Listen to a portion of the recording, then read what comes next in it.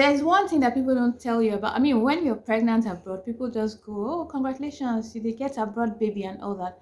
No one tells you that there are some challenges that you face. We're not even talking about the fact that you don't have support when you're abroad. Some people do, but most people who are immigrants and have just come themselves don't have support when they're having a new baby in a new country. In this video, I'm going to tell you some challenges you need to be aware of so that you can prepare your mind if you're pregnant, if you're trying to get pregnant, or if you're looking to give birth to your baby soon. Yeah, you'll find this video helpful. So the first thing, if you've had a baby in Nigeria and you're having another baby abroad, there are some differences that you will notice, right? So you know how in Nigeria, now this was even before COVID and after COVID, you have maternity classes. This is the number one point. You have maternity classes where you go for your maternity, and then maybe there's a class after where a nurse comes to, or a midwife comes in to talk to the pregnant ladies, telling them about stuff like breastfeeding, stuff like things you can expect when you're in labor, things that you should report to the hospital if you come for your checkup and stuff like that. In this class, they give you this information so you can actually survive in Nigeria, being pregnant in Nigeria and not going online to do your research. It's not advisable. You should do your personal research, but there are people who have never browsed anything about pregnancy in Nigeria and still do well because of the classes they received from their hospitals during maternity visits or maternity classes, right? Abroad, you don't get this. You do your research yourself. You have any questions, you ask your doctor. In fact, if you don't even ask your doctor, sometimes they don't mention it to you. So you have to do your research, you listen to other people's stories and have the questions you have written down so you don't forget, so that when you have your hospital visits, you can ask your doctor. This is very important. If not, you will be in the dark. You have nothing to expect.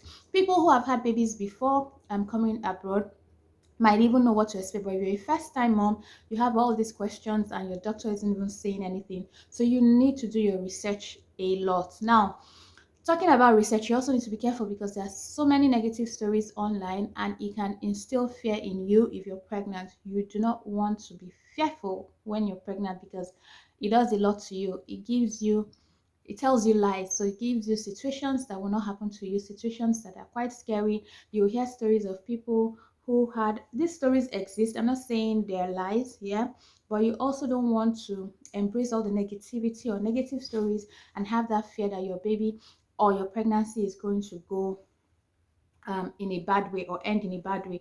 You need all the positivity that you can get. Okay, that's one. Number two, if you're having your baby abroad, now in Nigeria, you can do as many scans as you want.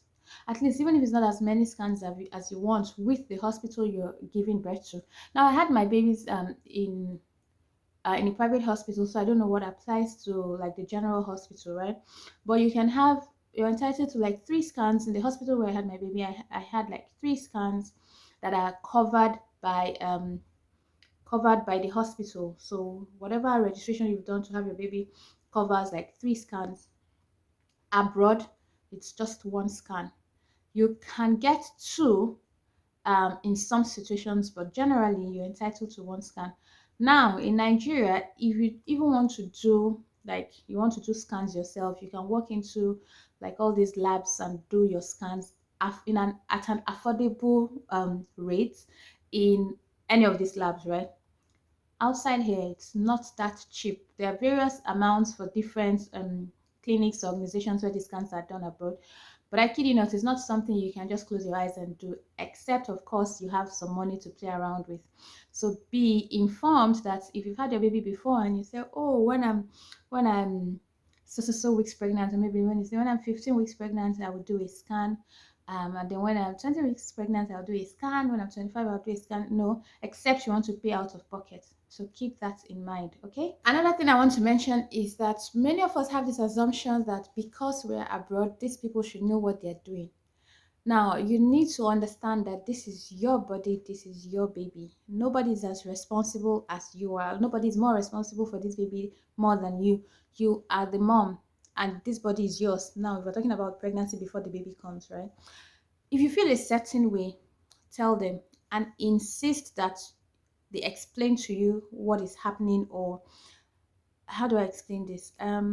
if you feel a certain way, don't just say mention it to the doctor and think that they know. If they're telling you something you don't agree with or you don't think is right, you should also say also say what you think, and you guys have a conversation about it, because sometimes these people assume things that are not right, and because you think they know better.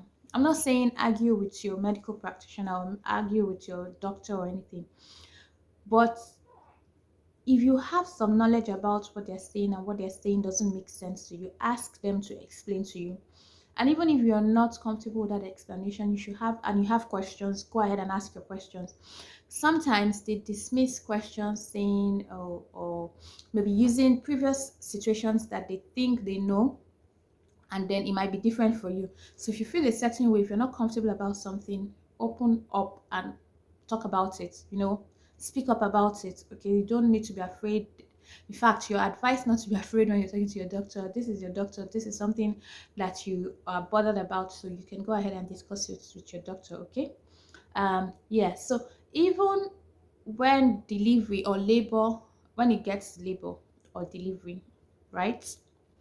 And this is mainly for first time moms. Maybe you don't know what to. In fact, every pregnancy is different. So even experienced moms, if you're feeling a certain way and your doctor is telling you things and you just feel uncomfortable or something, please speak up, because there are mistakes that have led to people losing their lives or the lives of their babies simply because they assumed that these doctors knew what they were doing. Everybody can make a mistake. So you, like I said, you're responsible for yourself, you're responsible for your baby. When you're in labor, there are so many things that can be happening to you. So you can have someone stand in there with you if you think that, oh, you might need someone's help speaking up about things. Now there's something when it comes, now this is me talking about like delivery proper. When it comes to delivery, there's something common here which is called like your birth plan, and you can go ahead and draft this beforehand, where you state all the things that you want to happen, the kind of environment that you want to have, the kind of birth that you want to have, the kind of procedures you want done on your baby, the kind of things you want done on your baby when your baby is born. So people write this on their birth plans. You can Google what a birth plan is if you've never heard about it. I didn't know about birth plans in Nigeria, but when you're here, it's something you can draft and have them, go through it. Sometimes they use it, sometimes they don't, because in the heat of delivery, a lot of things happen. So some people don't pay attention to that because of all the activities happening, but some actually pay attention to what you want or what you've written down on your birth plan and try as much as they can to follow your plan.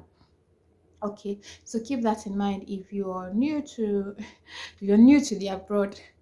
Okay, just know that you can write out a birth plan. I've never heard it. I'm sure maybe there are some hospitals in Nigeria that do it, but me, I never hear when I born for Nigeria. I don't know about birth plans. I didn't know that. I know you could have a conversation with your doctor, but there's no guarantee that the doctor you see during your maternity visits is the same doctor that will be there when you're in labor. So even if you've discussed something with your doctor, there's no guarantee that that is what will happen when it's actually delivery, right? But here, you can have a birth plan, speak to whoever is taking care of you, maybe the nurse that comes in or the midwife who you've been visiting, and say, this is what you want for your birth plan, this is what you want for your delivery, and you've stated it in your birth plan. Now there's another thing that happens, that you have a lot of options when you're abroad to have your baby. There are some people that choose home births. You can have a water birth at home if you want. There are people that choose to have their babies in birth centers. There are people that go to hospitals. So there are various options. You just decide which one works for you. I'm sure there are options also in Nigeria, but it's not as common as it is here. So when you're pregnant, people can actually come up to you and ask you, are you having a home birth or a hospital? But many of us in Nigeria assume that if you're pregnant and you're comfortable, so you can afford a hospital, you're expected to have your baby in the hospital, except labor and delivery meet you at home, right? In that case, maybe some people call in doctors or nurses, or have people deliver them at home and then head to the hospitals. Anyway, what I'm trying to say is there are more options here, so you can look into that if you're pregnant, you're looking to have your baby abroad, compared to when you're looking to have your baby in Nigeria, or when you're pregnant in Nigeria. So keep that in mind. Also, as immigrants, not many people have family support here, so you might want to get your things ready, plan your home, plan yourself before you did way before you do this, because you really don't know when baby is coming, right? So have your hospital bag packed, have your foods in your freezers or your refrigerators or whatever it is. Arrange your house the way that you want to have it when you've had your baby and stuff like that, because you might not get help. Okay, you might, some people are lucky, church members might offer, friends might offer, but there are people that also do this without any help. So just get yourself sorted before, way before, weeks before your delivery.